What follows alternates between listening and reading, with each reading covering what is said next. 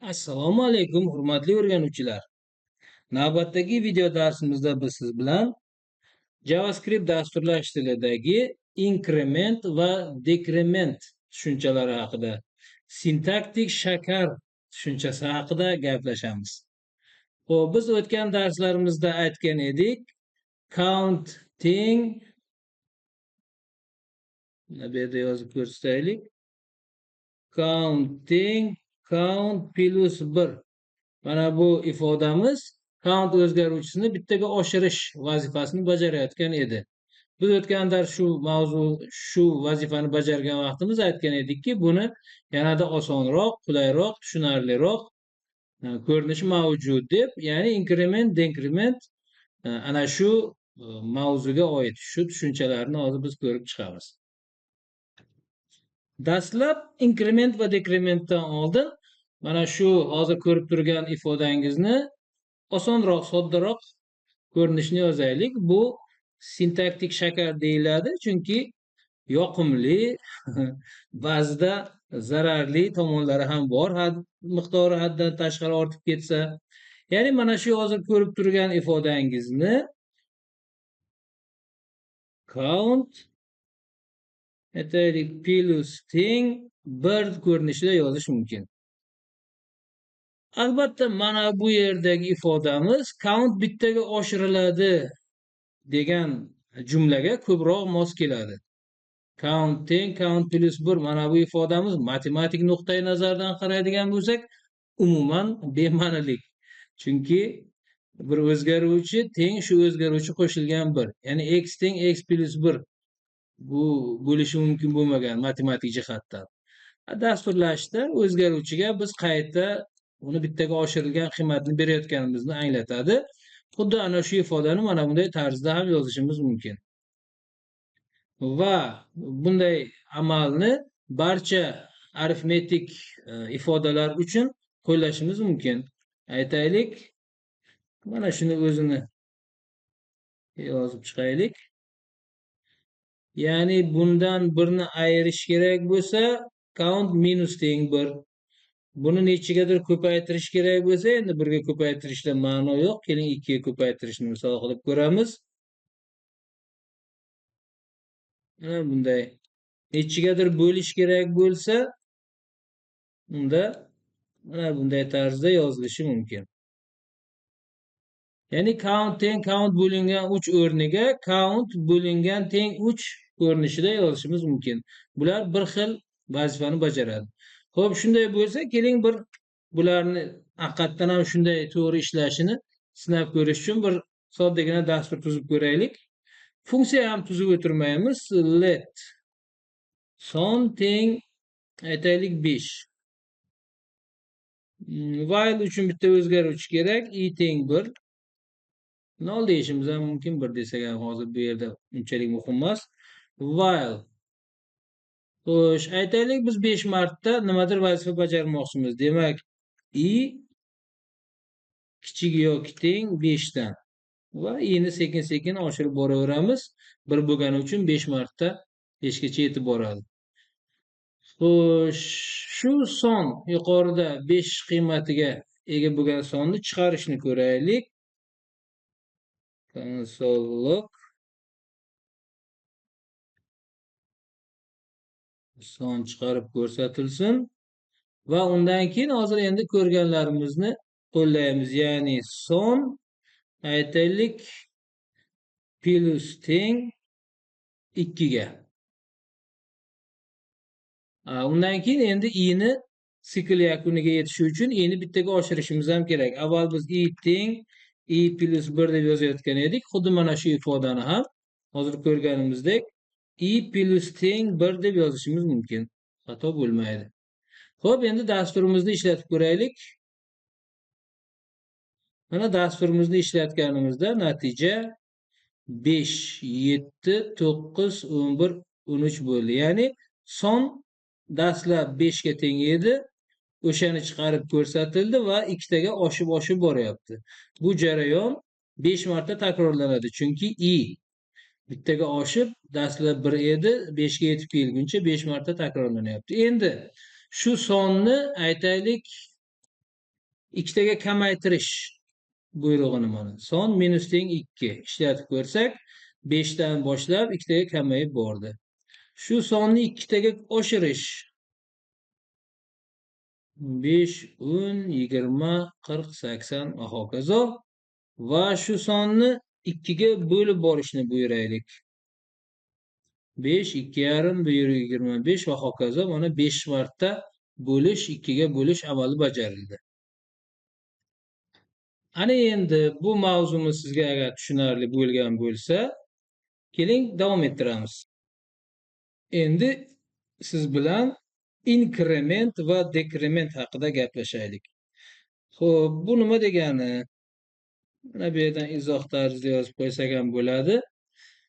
Bu yerda emas, shuni ishlatadigan joyimizda yozaylik. Mana bu yerda i plus teng 1 ko'rinishi, sodda ko'rinishi agar sizga yoqib qolgan bo'lsa, hali shoshmang.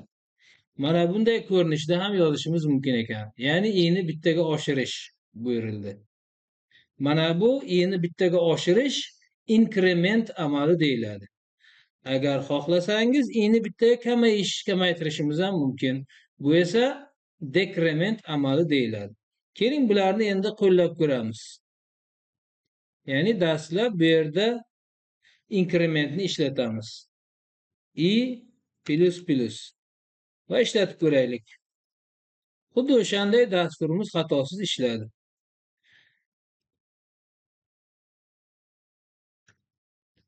Endi bu yerda dekrementni ishlatish uchun buni i ni 10 deymiz toki i katta yoki teng ekan 5 dan deymiz, chunki dekrement bu kamaytirish amali. Dasturimizni ishlatib ko'raylik. Mana bu yerda 5 10 dan boshlandi. 10, 9 har safar bittaga kamayib boryapti.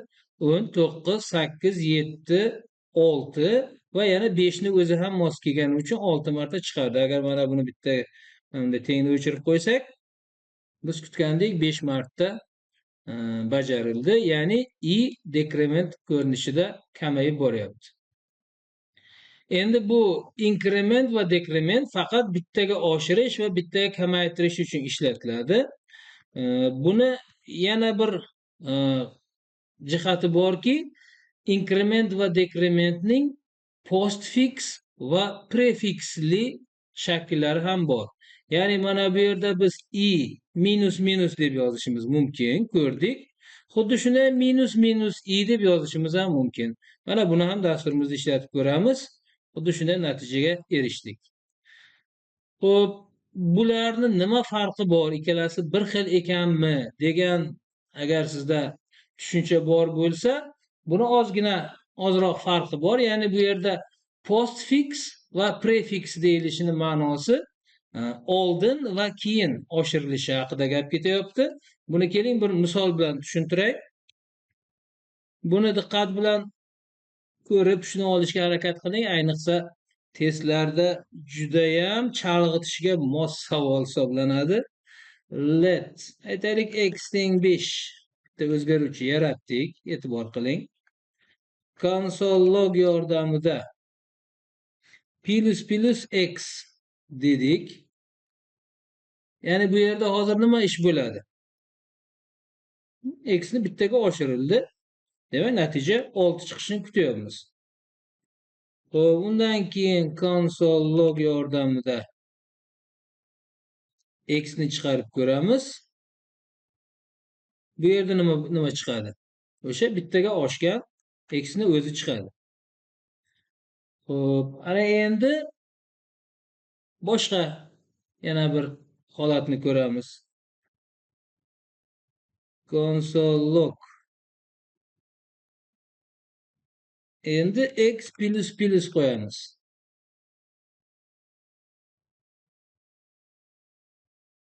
Bunda nima chiqadi? Ya'ni mana bundan keyin emas, xuddi buni biz hozir izohga olib qo'yaylik. Agar x 5 bo'lsa-yu, keyin biz mana shunday buyruqni bersak, natija nima bo'ladi? Albatta 6 bo'ladi. Tushunarli. Ana undan keyin konsol log yordamida yana bir marta chiqarib ko'rsak, x ni o'zini, natija nima bo'ladi? Ana qo'rqinchli joyi shu joyda boshlandi. 7 bo'ladi. Ishlatib ko'raylik. Mana dastlab agar bunisini ham hozir izohdan agar chiqarsak,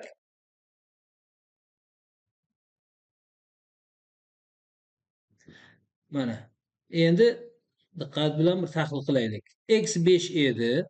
Console log uni bittaga oshirdi. Ya'ni plus x bo'ldi va undan keyin chiqardi. 6 chiqdi. Console log yana xuddi shunday 6 ni chiqardi. Endi keyingisini ko'ramiz. Postfix shaklini. Postfix ya'ni keyin, prefix oldin degan. Postfix holatini ko'raylik. Console log x plus deganimizda bu oshmadi. Avval chiqardi, 6 ni bizga chiqarib berdi. Amalni bajarib bo'lgandan keyin bittaga oshdi.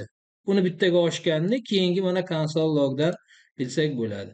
Ya'ni mana bu yerdagi prefix holatidagi inkrement, endi inkrement ham dekrement ham xuddi shunday tarzda ishlaydi. Ya'ni prefix holatidagi inkrement avval oshiradi va undan keyin vazifani bajaradi. Prefix, postfix holatidagi inkrement dekrementlar esa avval vazifani bajaradi, mana 6 ni chiqarib ko'rsatdi. Undan keyin, ya'ni chiqarib ko'rsatgandan keyin bittaga oshiradi, agar dekrement bo'lsa bittaga kamaytiradi. Endi albatta bu tushuntirayotganlarimiz sizga murakkab bo'lib tuyulayotgan bo'lsa, bundan foydalansangiz, buni ijobiy tomonlarini tushunsangiz, borgan sari tushunib borasiz, lekin imkon qadar bulardan foydalanish kerak emas. Oddiy misol, ba'zi shunday kodlarni uchratib qolishingiz mumkin. Aytaylik, x i plus ayrilgan 7 plus minus h. Bu nima bu? Qanday kod bu? Bunday kodlarni yozadiganlarni jinoyatchi deb atasak ham bo'ladi. Albatta hazil, dasturchilarga tushunarli hazil. Bunday koddan foydalanish umuman tavsiya etilmaydi. Lekin agar o'zingiz boshqalar sizni kodingizni tushunmasligini xohlasangiz, kodingiz maxfiy qolishini istasangiz, marhamat, bulardan ham foydalanishingiz mumkin. Shuning bilan inkrement, dekrement, sintaktik shakarlarga bag'ishlangan ushbu video darsimiz yakunlandi.